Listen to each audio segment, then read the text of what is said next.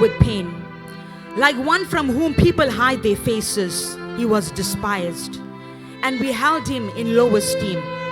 Surely he took up our pain and bore our suffering. Yet we considered him punished by God, stricken by him and afflicted.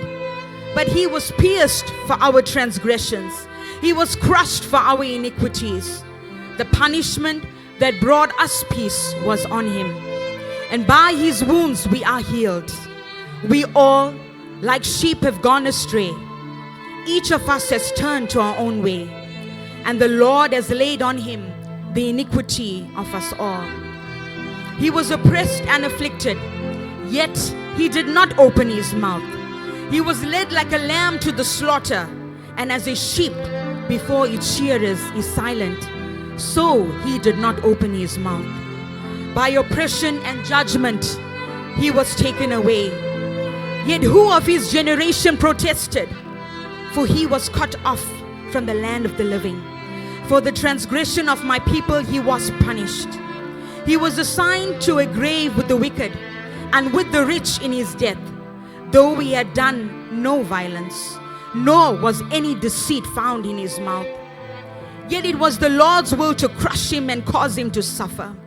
And though the Lord makes his life an offering for sin, he will see his offspring and prolong his days. And the will of the Lord will prosper in his hand. After he has suffered, he will see the light of life and be satisfied. By his knowledge, my righteous servant will justify many, and he will bear their iniquities. Therefore, I will give him a portion among the great, and he will divide the spoils with the strong, because he poured out his life unto death, and was numbered with the transgressors. For he bore the sin of many, and made intercession for the transgressors. Be blessed.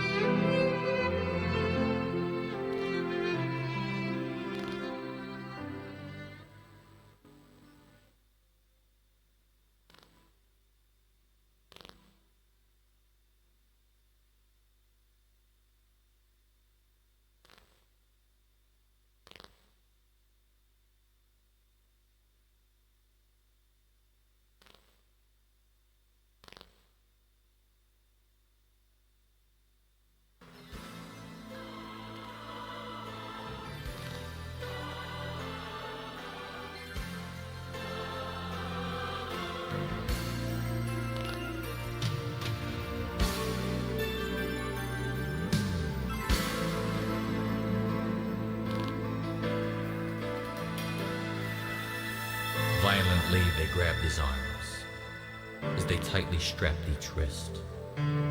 With the hellish look stood a strong-armed soldier, whip clenched in his fist. Laced with chips of bone, they beat him hard, from his shoulders to his feet.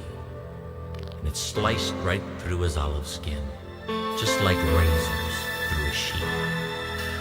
Countless times the blood splattered, as each inhuman lash was given.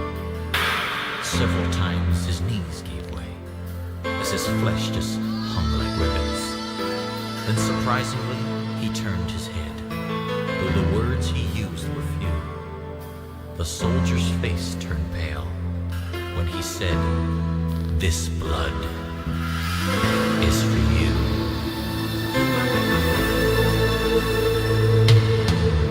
Uncaringly, they tossed a garment across his weakened form, and his blood pressure fell deathly low as the crowds began to swarm. They forced him to carry his cross uphill, as his face they punched and smacked, while the splinters from the crisscross beam dug deep into his back. Through lack of sleep and dehydration, his tongue began to swell, and weakened by his loss of blood, this prophet teacher fell. And when he did, some blood splattered on a man named Simon's shoe.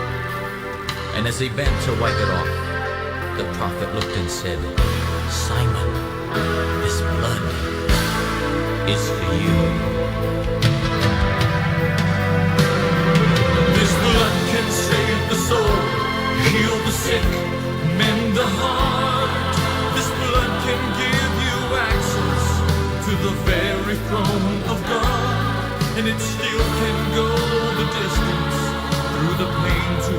you are.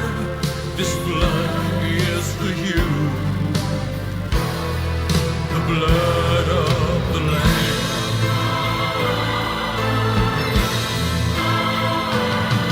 Then they pounded a spike through the bones in his wrists, bursting arteries and veins.